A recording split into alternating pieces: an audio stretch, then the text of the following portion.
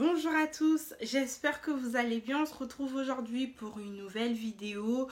Avant de commencer, j'aimerais vous présenter notre gamme de produits cosmétiques qui est juste là, qui s'appelle Macongo. Nous avons deux types de crèmes. On a une crème vergeture qui est là pour atténuer votre vergeture, travailler vraiment sur la cicatrice, lui donner un autre aspect plus lisse, vraiment lifter votre peau. Une crème teint qui, elle, unifie votre teint, vous donne un éclat, vraiment donne de la gaieté, quoi. Votre peau, elle hydrate, elle nourrit et elle vous donne une bonne odeur. Je vous invite à nous suivre sur notre page Instagram qui est Macongo. Je vous mettrai toutes les informations en barre d'infos pour que vous puissiez nous suivre et passer commande, pourquoi pas. J'ai aussi utilisé une gamme de produits pour cheveux qui s'appelle Secret Naturel Hair. Je vous mettrai aussi en barre d'infos toutes les informations. Consommons afro, c'est super important.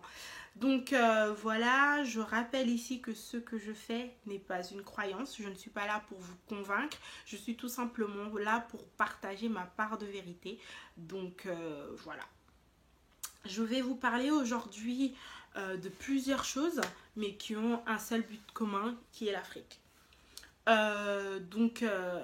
Je vous parlerai déjà dans un premier temps de la Miss Univers qui est, je ne vais pas écorcher son nom par respect pour la personne, Zozibini Tunzi. Donc Zozibini Tunzi est notre nouvelle Miss Univers. Donc depuis hier, j'arrête pas de partager ses photos sur Instagram. Et j'ai eu beaucoup de personnes qui sont venues me dire oui Méline, c'est pas anodin, c'est bizarre que ce soit maintenant que tout le monde puisse se retourner vers l'Afrique, qu'on est en train d'élire plusieurs Miss noires, blablabla. Vous avez totalement raison sur ça. Rien n'est fait par hasard. Mais moi, je partage cette fille tout simplement parce que c'est pas le standard de beauté qu'on a l'habitude de voir. Elle est foncée de peau parce que les noirs, on a plusieurs types de peau. On va du très clair au très foncé. Nous avons plusieurs types de peau, ça faut le rappeler. Donc c'est une fille très foncée qui a des cheveux courts et qui a un cheveu crépus naturel. Donc c'est pas la meuf qu'on a l'habitude de voir en fait, c'est pas le standard de beauté, c'est pas la Renoir qu'on a l'habitude de voir. Donc voilà, c'est vraiment, moi je partage cette fille vraiment pour montrer aux sistas qu'on n'a pas besoin d'être clair pour être belle, on n'a pas forcément besoin de mettre des faux cheveux pour être belle, on n'a pas forcément de besoin d'avoir des cheveux longs pour être belle. Elle a été élue Miss Univers, on peut dire ce qu'on veut, elle a été élue Miss Univers et c'est elle qui frime en ce moment, d'accord? Rien n'est fait par hasard. Les personnes qui nous dirigent savent qu'on est dans une nouvelle ère qui est l'ère du Verseau. Je vous l'apprends peut-être pas. L'ère du Verseau est une nouvelle ère. On a quitté l'ère du Poisson qui justement a été l'ère de Jésus-Christ. Donc c'est pour ça que beaucoup de personnes représentent Jésus-Christ par le poisson là où il y a marqué Jesus. Faites vos recherches. Voilà, ils savent qu'on est dans l'ère du poisson et l'information va être diffusée. Ça fait 4 ans que je fais des vidéos, ça fait 4 ans que je suis là en train de vous dire « Hé les gars, réveillez-vous !» Il se passe un truc en Afrique, personne m'écoute et d'ailleurs c'est pour ça que j'ai arrêté d'axer mes vidéos sur l'Afrique. Je parle vraiment plus de développement personnel parce que je reconnais que l'Africain a vraiment besoin de se guérir par rapport à tous les mal qu'on a pu avoir.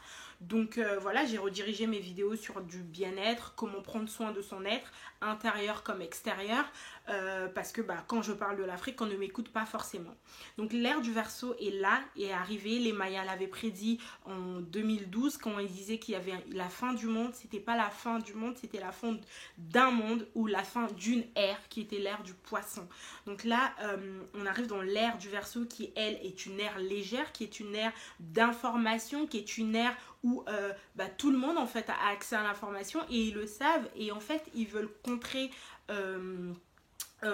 cette arrivée de l'ère du Verseau pour dire que c'est encore eux qui avaient de l'avance sur le temps, qui nous font aimer l'Afrique, comme Beyoncé qui est en train de faire son africaine à revendiquer que l'Afrique, comme le film Wakanda qu'ils ont sorti et que tout le monde, même moi, avons dit ouais, on est africain, on aime l'Afrique, en sachant que Wakanda,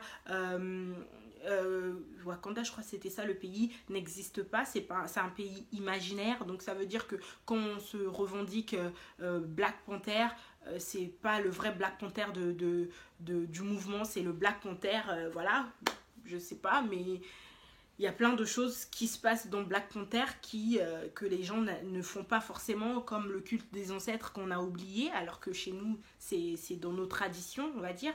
Donc il y a vraiment plein de choses qui sont faites comme ça, dans ce sens, comme quand ils disent qu'ils ont aboli l'esclavage. L'esclavage n'a jamais été aboli de leur plein gré. L'esclavage a été aboli parce qu'ils n'avaient plus le choix. Hein. Il y avait eu... Bookman qui avait initié cette cérémonie du bois caïman qui a fait fuir les colons d'Haïti. Hein, aujourd'hui, les gens ils critiquent Haïti. Je vous dis, respectons Haïti. C'est le premier peuple qui a été libéré, qui a pris son pouvoir par la force et qui ont lavé, ils ont démonté les colons. Hein, donc, par des rituels qui sont africains. Donc respectons Haïti s'il vous plaît. Quand ils disent qu'ils ont aboli par exemple qui nous ont donné l'indépendance n'était pas donnée aussi de leur plein gré, ils n'avaient plus le choix, ils ne voulaient pas que les pays qui ont été colonisés par la France deviennent comme les pays des Antilles en fait. Ils ne voulaient pas que le Congo, tous les pays là, français d'Afrique deviennent français aujourd'hui en fait, parce qu'ils se sont dit non c'est pas possible, on va pas embarquer la France dans ça, ils sont trop nombreux, donc si demain ils doivent se venir en France parce qu'ils sont français, ça va pas le faire, donc on va leur donner l'indépendance pour pouvoir continuer à diriger Nakatimi, donc Nassé quoi. Voilà, donc c'est pas des choses qui sont faites de leur plein gré, ils savent très bien ce qu'ils font, tout est politique. Donc faites attention quand je vous dis réveillez-vous, il se passe un truc.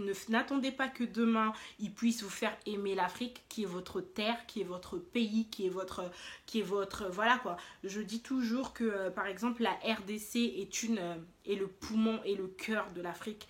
Tant que la RDC ne va pas guérir, tant qu'il y aura toujours des morts en RDC, je dis pas que les autres morts ne sont pas importants, mais je dis que le royaume Congo est un grand royaume, donc on a tous une part de responsabilité. Moi personnellement, j'ai apprécié le travail qui a été fait par Zach the Future, qui a fait un superbe article, vous pouvez voir, une main en sang, où il a parlé vraiment de ce qui se passe à Béni. Moi personnellement, je ne fais pas ce genre de choses parce que j'estime qu'on va mettre la main rouge aujourd'hui, ok, on a lu l'article, ok, mais qu'est-ce qu'on fait au quotidien ?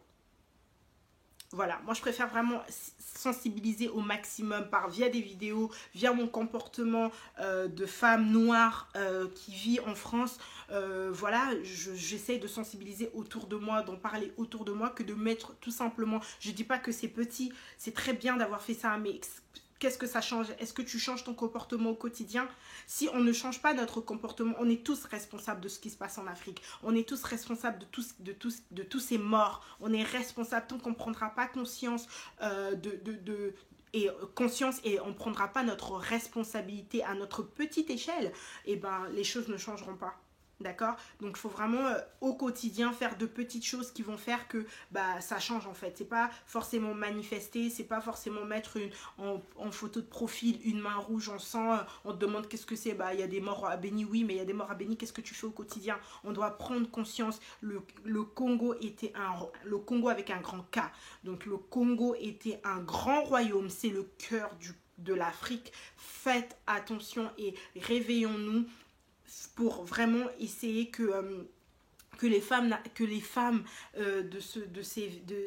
qui habitent là-bas arrêtent d'être tuées, parce que quand on tue ou qu'on viole, qu'on détruit une femme, on détruit une nation, faut le savoir. Donc, et quand on éduque aussi une femme, on éduque une nation. Donc ils sont en train de détruire nos femmes, ils sont en train de détruire nos enfants pour justement nous affaiblir, parce qu'ils touchent en fait aux personnes qui vont élever, aux personnes qui vont construire en fait. Donc faut faire des petits gestes au quotidien qui vont nous faire prendre conscience. Je vais vous juste expliquer une petite anecdote et je vais en finir là. Quand j'ai accouché de mon fils, je suis restée à l'hôpital plus longtemps que prévu, parce que mon fils avait la jaunisse. Et j'étais mal, vraiment très mal, parce que j'ai accouché dans une ville où il n'y a pas forcément des transports en commun, donc j'étais toute seule toute la journée, donc j'arrêtais pas de pleurer. Et le soir, je vois arriver une sage-femme noire. J'ai pleuré, mais de joie en fait, parce que j'ai vu quelqu'un qui me ressemblait, quelqu'un à qui je pouvais m'identifier. Je ne dis pas là que les autres sages-femmes n'étaient pas gentilles avec moi, loin de là, elles étaient superbes, toutes autant qu'elles sont. Mais la dame noire que j'ai vue, je me suis ressentie rassurée parce qu'elle ressemblait à ma mère, parce que elle était pareille que moi en fait.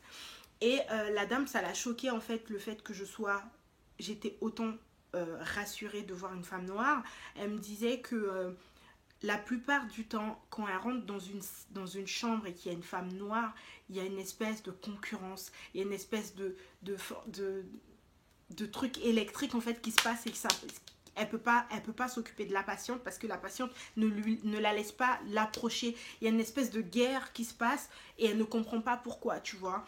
Et elle était super contente et que je réagisse de cette manière parce que c'était la première fois qu'elle voyait ça. Je me suis dit, mais comment ça se fait qu'on puisse se sentir en concurrence à chaque fois qu'on voit une autre femme noire, surtout si elle fait un autre métier ou si nous, justement, on a un autre poste un peu plus, ou qui nous met un peu plus en avant. On a tomate sac à mapeka. Je ne sais pas pourquoi ça fait ça en fait. Donc j'aimerais justement faire par cette vidéo vous faire comprendre qu'on n'est pas là, on n'est pas des concurrentes. On doit justement se soutenir au quotidien. On doit faire des petites choses qui feront qu'on prendra conscience qu'il y a quelque chose qui se passe, qu'il y a un combat à mener ensemble et qu'on doit arrêter de se faire des guerres bêtes, inutiles, de créer des problèmes inutiles en fait. Vous voyez ce que je veux dire? Donc voilà, merci de m'avoir écouté encore une fois et je vous dis à très bientôt. Prenez soin de vous, be free and happy. On se retrouve pour une prochaine vidéo.